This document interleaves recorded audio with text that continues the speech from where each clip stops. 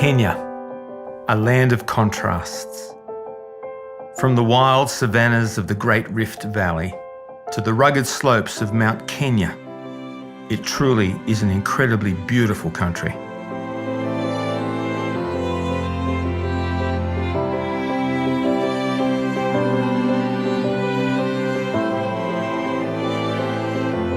There is something beneath the surface though.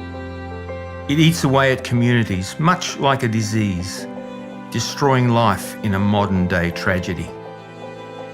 Right around the world, the poor and marginalised, unfortunately, have little or no voice in society.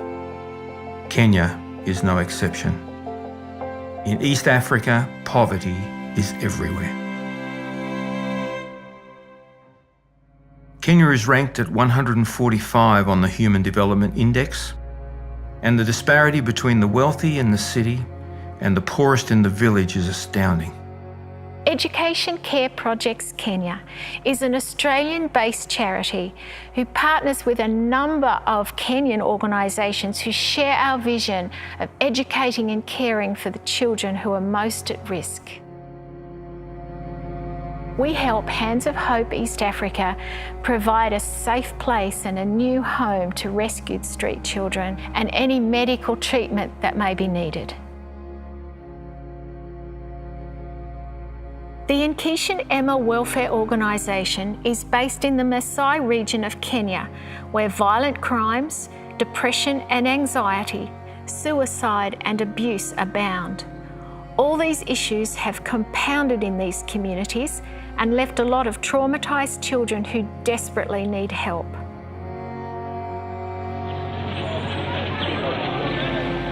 Eldoret is one of the main cities in Western Kenya and the fifth largest in the country. With a population of almost 300,000 people, it is quite a bustling centre of business. Because of this, many people make their way to the city, hoping to be able to start a new life. In most cases, these internal migrants end up living on the streets. In the heart of Eldoret, over 2,000 people are homeless, with a number of them living around the city dump. This is where they find their food, as a lot of the waste is unwanted or bad food from the market right next door.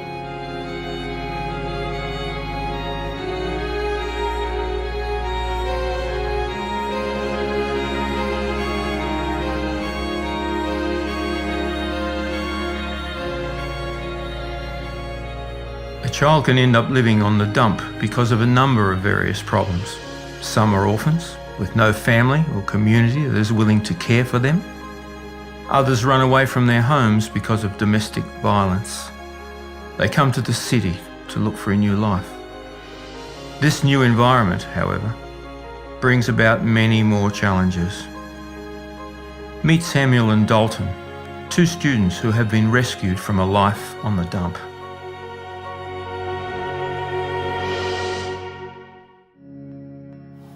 In the city, one cannot live in peace. The older people will bully you just because you're small. Sometimes they will send you out to go buy something expensive with only a little money and expect you to bring some change back. Sometimes you might be walking around with your food, and instead of just asking nicely, they will take your food and then they will beat you up. My name is Samuel Mburu. I'm in grade 7 and I'm 16 years old.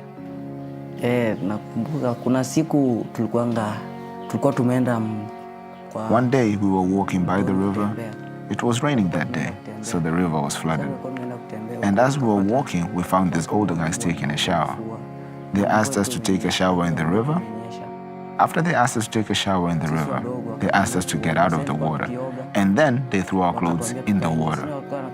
They forced us to fetch our clothes, but the current was so strong that we almost drowned.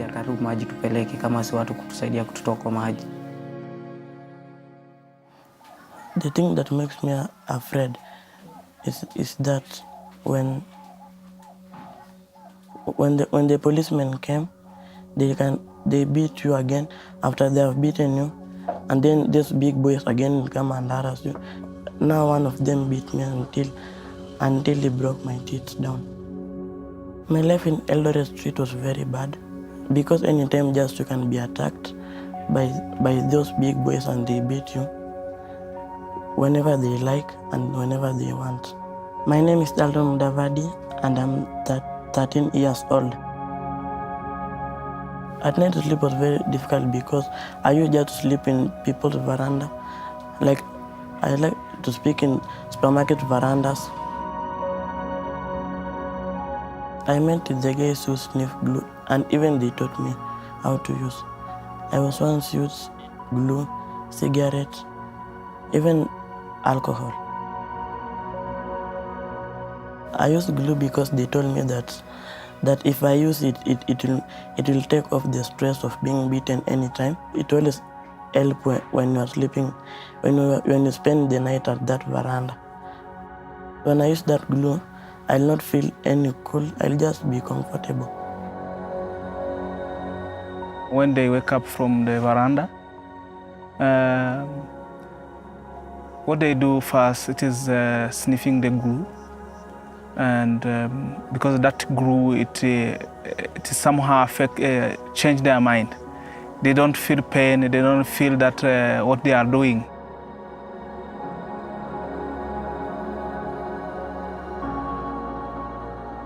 It is like they are in another world.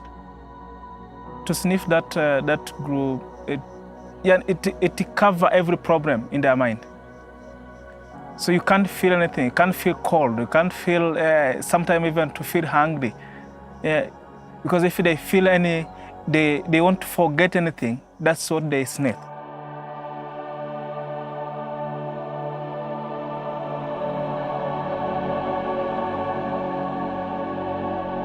Yeah, the first time I went to the dump, we was doing a free medical camp.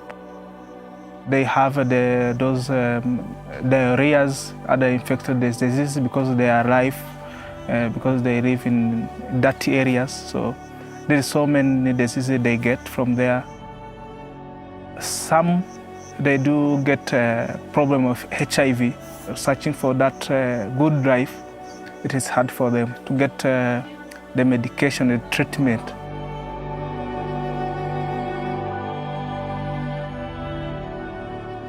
So I come from in Rwanda. I came to Eldoret because I saw that the Eldoret, there are missionary work to be done. I remembered the time of war in Rwanda when the people was sleeping outside. I know how they feel without having food, without having where to sleep. So it affected me very well in my heart. Nesta started up Hands of Hope East Africa in order to help take these children from the streets and give them an education. Our achievement for now, I can say it is a big achievement because when I started with 3 children. And that 3 children, it was just giving the uniform to go to school. I believe the more I have, it can help, it can change life. As I continue, I get friends from Australia who help me to sponsor the children fully, from the uniform to the school fees and to the daily meal in the school. So we continue that way, and now we have 49 children who are sponsored by a program. The children at Hands of Hope Academy now enjoy life just as other children do. They enjoy their studies and play games in their free time.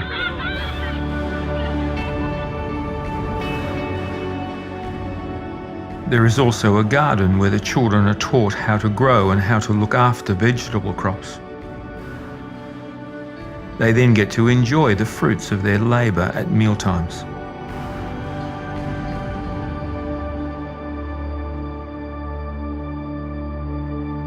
As funds allow, we are able to rescue new children and place them in the safety of a boarding school environment, where they have teachers who understand their background and their needs.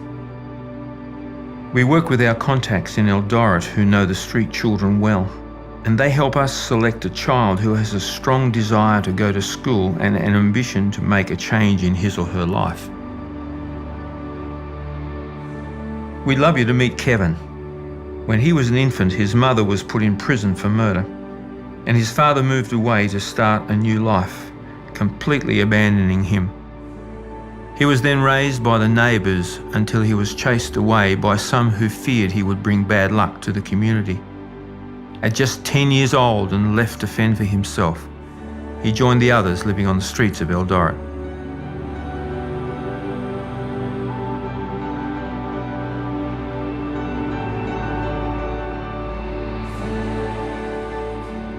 In just a few hours, Kevin's life turned around completely.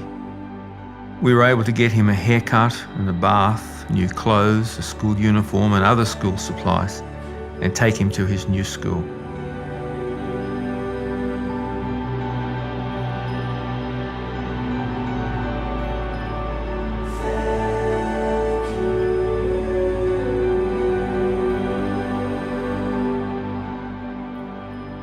Seeing kids like Kevin really makes us want to do more.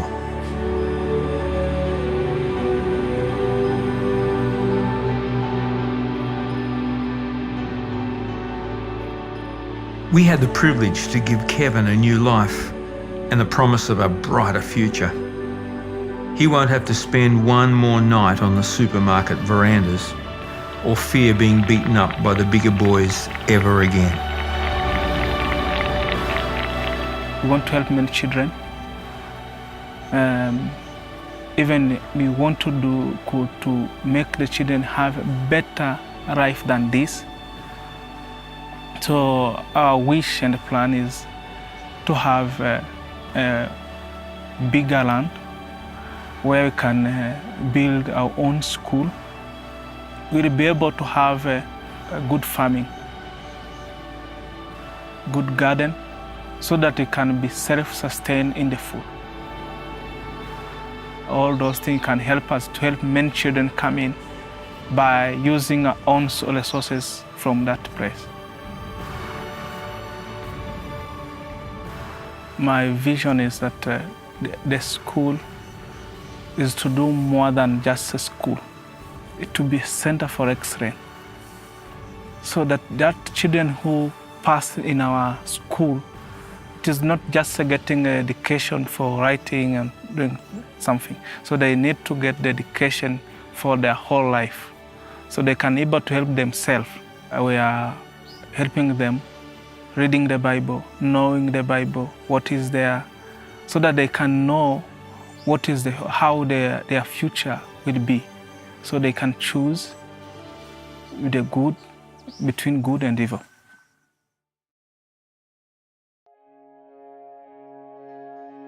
The Masai region of Kenya is well known for the famed Masai Mara, home to thousands of wildlife and a popular tourist destination for African safaris.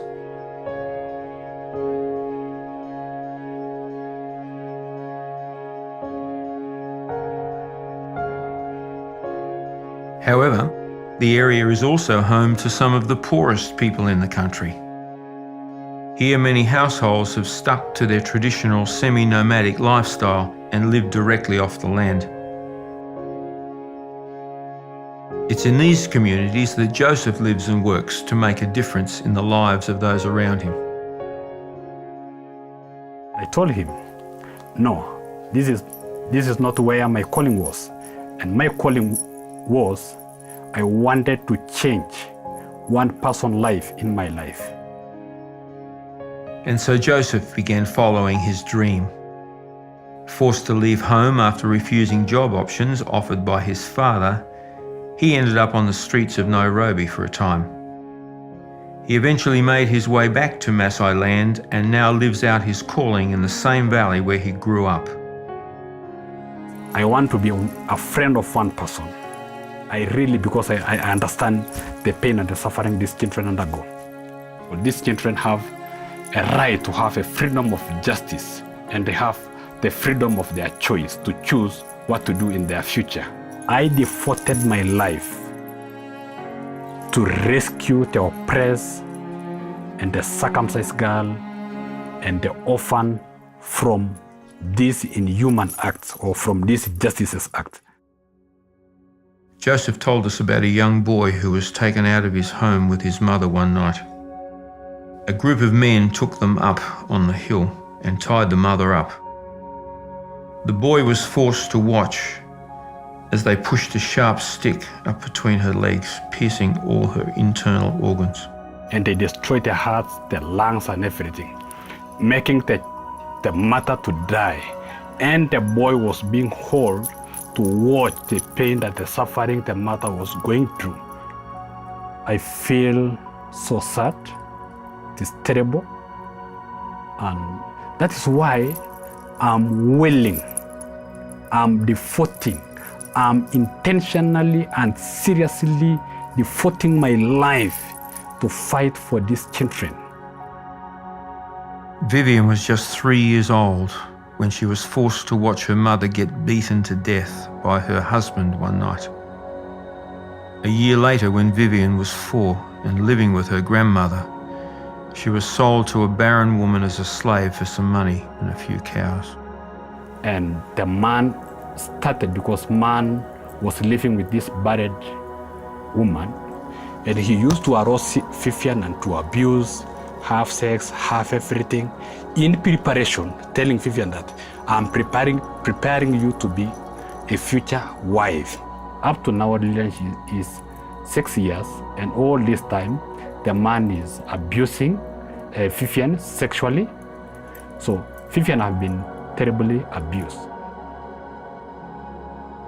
When I heard all this story, I decided that I go and I rescued Vivian. I took Vivian to school and I rescued her life. Hearing stories like these ones are what drive Joseph to do what he does. His mission is to seek justice and to stand up for the oppressed, the orphan, and the widow. He has given up control of his life. He says, "You need to be controlled and be directed where God is directing you to go and to do." Life isn't easy for him and his family, but he wouldn't have it any other way.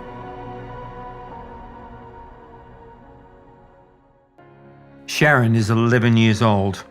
She comes from a very poor family, and her mother committed suicide when she was just 8 years old. She committed suicide because of depression, oppression, violent abuses, and she didn't have anything. She didn't have land. She didn't have anything to feed or to support the children, and Sharon was left to remain with her grandmother, which is now the mother of his dad. The grandmother used to let men come to her house because it is her and Sharon, and she was brainwashing Sharon that in order for you to come and be a wife, you have to accept men, give sex, to abuse you and love them, let them, when they harass you, you accept them so that we get money, so that we get food. This continued for a couple of years, but after a while the grandmother decided that selling Sharon as a bride would be more profitable than the prostitution had been. And so she sold her to a very poor man for a dowry of some cows and money. And Sharon again was in another problem because this man, after marrying Sharon, she used to abuse because she's a young girl of 11 years. She was a wife and she don't have anything. Sharon used to go and get some employment to dig lands and to do fencing, to milk people cows or not. She gets to earn some money. Sharon herself tried to commit suicide more than twice. She took poison the first time. She was rushed to a hospital and her life was being saved. She came back After again another depression and abuse, Sharon decided to kill herself. I heard about the story of Sharon's, and I decided to say, let us go and save Sharon.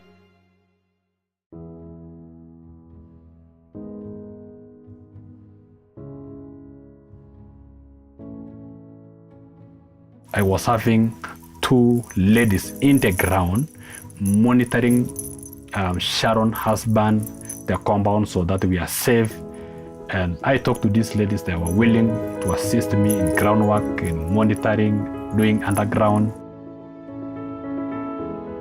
We decided on Thursday, because Sharon's husband, he normally take cows and go and sell, and he gets something. So it was in the lunchtime, and they told us, you come during lunchtime because everybody's busy in lunch. The ladies directed us up to Sharon's house. We found Sharon outside doing daily activities, and we talked to Sharon.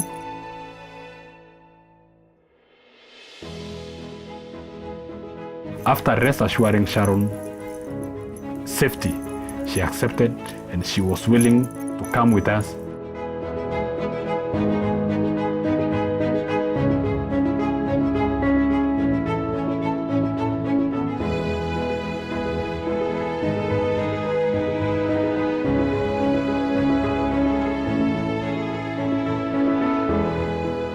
We went to a town called Kilgoristown.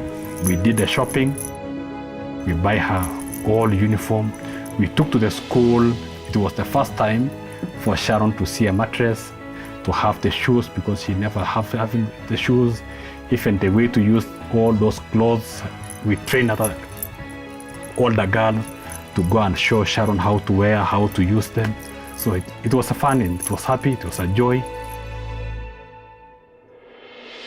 Joseph has been able to complete a number of rescues, and the children have been placed in various schools around the country. However, this isn't ideal. In most of the schools, especially public schools, you find 40, 30, 50, 60 pupils in one classroom and per one teacher. So in our situation, our children are extremely vulnerable. They have special needs. So we need a safer environment whereby love and care and everything, freedom is being shown to these children, so that maybe in the future we can have a school for these orphans, these extreme vulnerable children, so that this school will be their home. What I'm looking for is for these people to have a freedom of right, a freedom of justice, a freedom of choice, so that in future these children will have a school whereby love and care is being shown to them.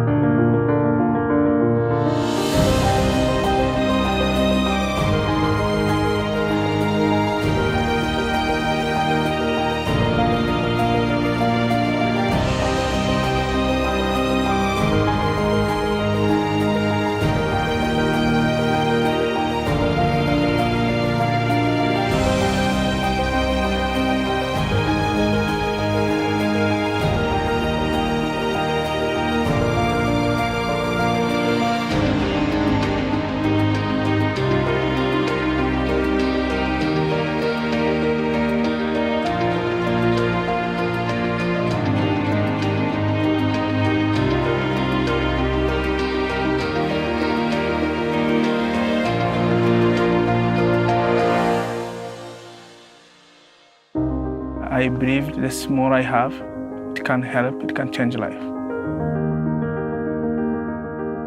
And finally, I wish a world whereby injustice will not be a burden. Abuse, violence, miserable life will not be a burden to our children. This is our dream too.